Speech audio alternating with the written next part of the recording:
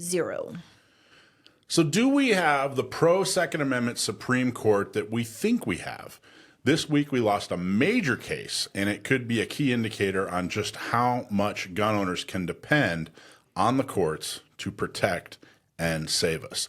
This past week we got the decision from the Bondi versus Vanderstalk case, which was actually written by Gorsuch, a Supreme Court justice.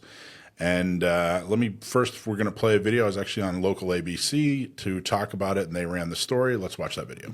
Highest court in the land making a big call on a hotly debated topic, gun control, specifically targeting ghost guns. Supreme Court justices upholding a Biden-era regulation requiring background checks and other regulations on self-assembled firearm kits that produce untraceable weapons known as ghost guns. So the fact that they seem to be going against their own rulings in very recent cases is baffling. Michael Schwartz is the head of the San Diego County Gun Owners PAC. He believes the court got it wrong. You have a natural right, whether or not tools have changed or times have changed or however technology has progressed, you still have the natural right to self-defense. So I really think that he went way above and beyond. It's incredibly heartening to know that we are at least going to be able to continue protecting our communities from these ghost guns.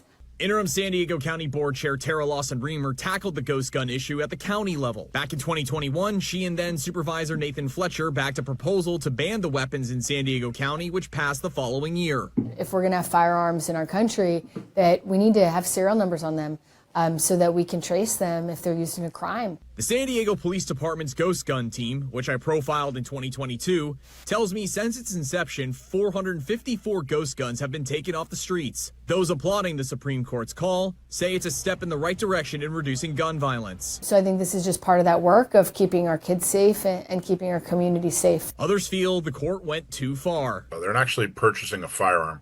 They're purchasing raw material in these kits. Ryan Hill, ABC 10 News. So let me fill in some of the gaps there. What exactly happened and what exactly they're talking about? Well, basically, they're not so much talking about ghost guns as much as they're talking about these kits that people can purchase. And the idea now is that they want to treat them as firearms. So what's the problem? What did I mean by they're not even following some of their own recent decisions? Well, there's a couple of different decisions that are important here, and it's important to understand exactly the role of the judicial branch of government, which is, of course, the Supreme Court. The Supreme Court's job is not to make laws. That's not what they're supposed to do. They're supposed to decide whether or not laws are constitutional or unconstitutional. In this case, they didn't do that. They didn't decide whether it was constitutional or unconstitutional. They actually looked at this case and decided whether or not it was a good or worthy law or a bad or unworthy law, which is it's not what they're supposed to do. So what do I mean by that? Well, the legislative branch, they're the ones that make laws. So they're the ones that decide, okay, is this law good for society or is it bad for society? Does society want this law? Does society not want this law? If I disagree with a law or if I want a law put in place, then I can go petition my representative.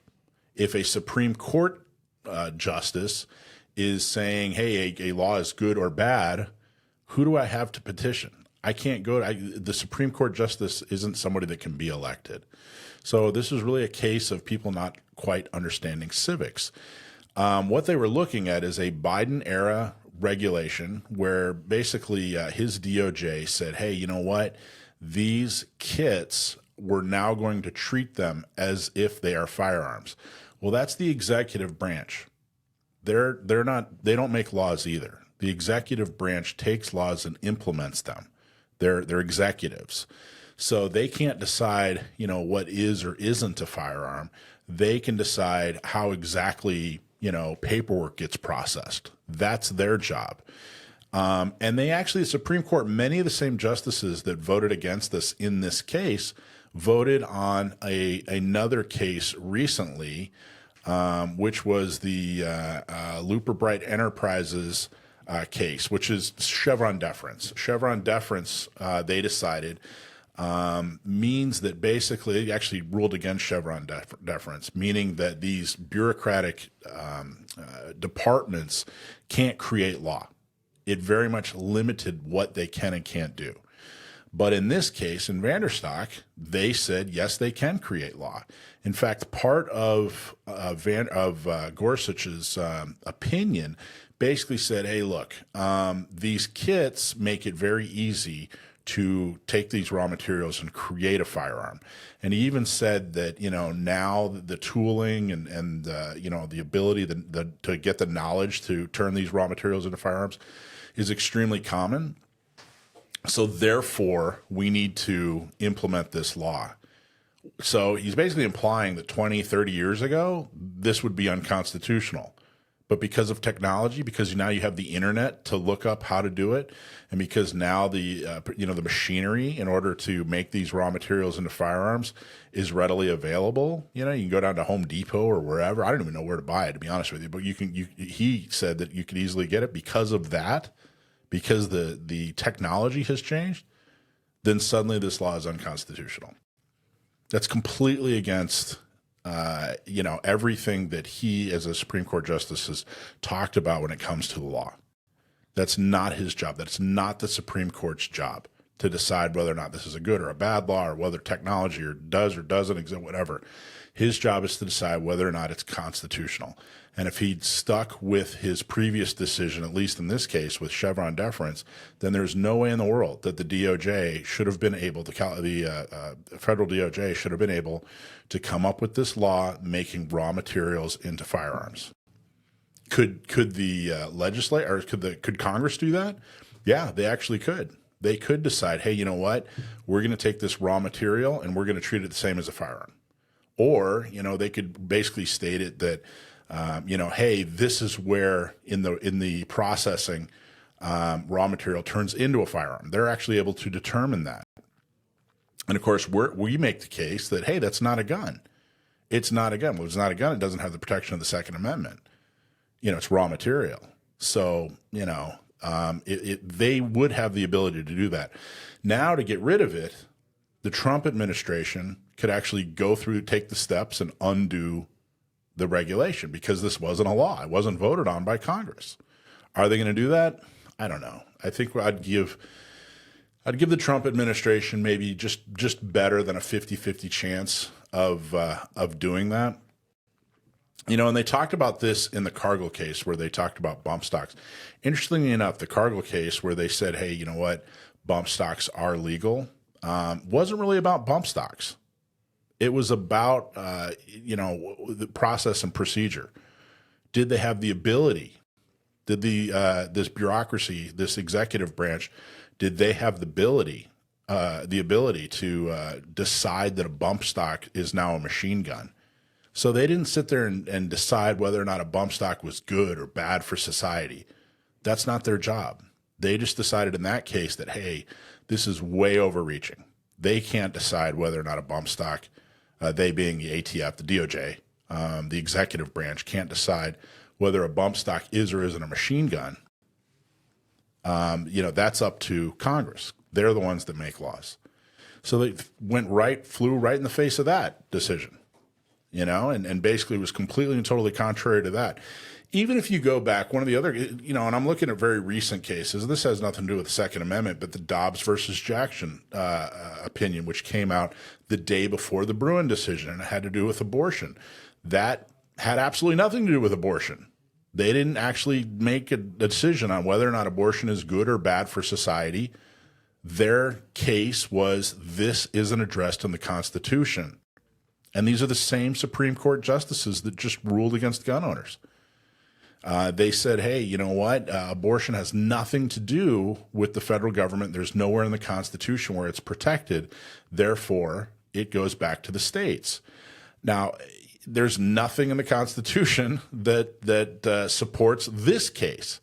And it doesn't pass any of the tests. Back in 2008, the Heller versus DC case said, as long as a firearm is in, is in common use, then it's okay, then it's protected.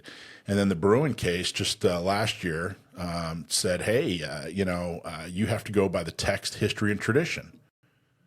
Well, there's nowhere in this decision where they talked about common use. There's nowhere in this decision where they made the case that in the text it says that raw material is a gun. There's nowhere in this decision that said the history and tradition, here are other laws, showing that we typically make raw materials, or regulate raw materials the same way we regulate firearms.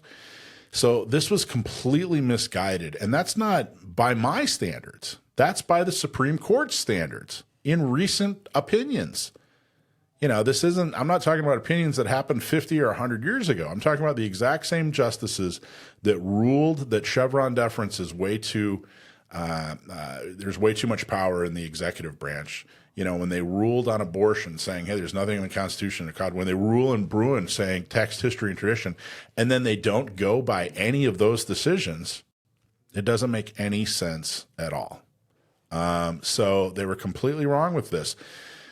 But the problem, there were only two justices voted in our favor, and that was, of course, Thomas and Alito. And I highly encourage you to read their decision. It was just 2-7. So it was a shellacking, but I really have been hesitating to say it out loud, but I don't think we have the Supreme Court that we think we have. I don't think that the Supreme Court that's there now is as gun friendly as people are hoping, as Second Amendment friendly as people are hoping. And I was worried about it with the Rahimi decision. You could really see how they were thinking, what their thought process was in the Rahimi decision if you read that. And now I'm saying it out loud. We cannot rely on courts. Now we got to keep filing the lawsuits. We got to keep, taking it to the courts. It's definitely part of the strategy. But this shows we have to do our part and be the activists that we need to be in order to get the right people elected. Trump, Supreme Court, they're not going to save the day every single time. And, the fight's not over. We still got to do the right thing when it comes to activism. So that's what's going on. Wanted to talk about that case. Unfortunately, it's not good news. In fact, it's very, very bad news. Hey, thanks for watching Gun Owners Radio. I hope you loved that clip. Don't forget to like, subscribe, comment, and follow us on social media. And check out our website at gunownersradio.com.